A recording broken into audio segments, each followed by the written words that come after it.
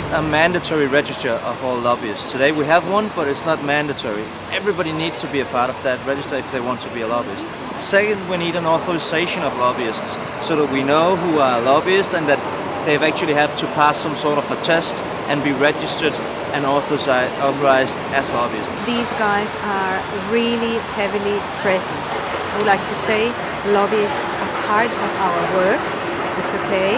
We are here in order to look at the arguments, but what I really don't like is this sort of imbalance.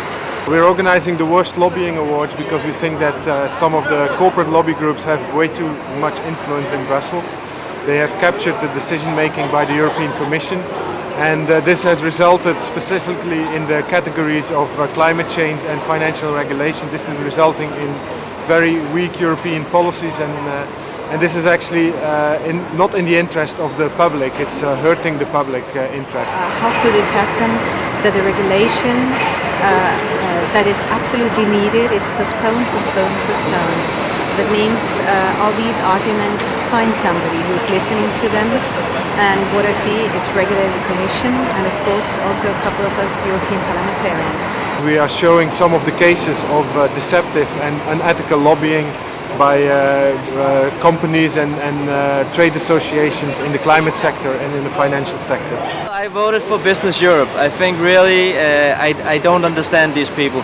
What they are doing is arguing that it's against their interest to have a strong and ambitious climate legislation, which is ludicrous because in fact what they need to be competitive is the political frames to become more energy efficient. ArcelorMittal is the first nominee, and it is this steel industry fat cat is nominated for scaremongering to avoid CO2 cuts under the emission trading scheme of the EU, while at the same time profiting from free emission permits. We're asking the public to vote.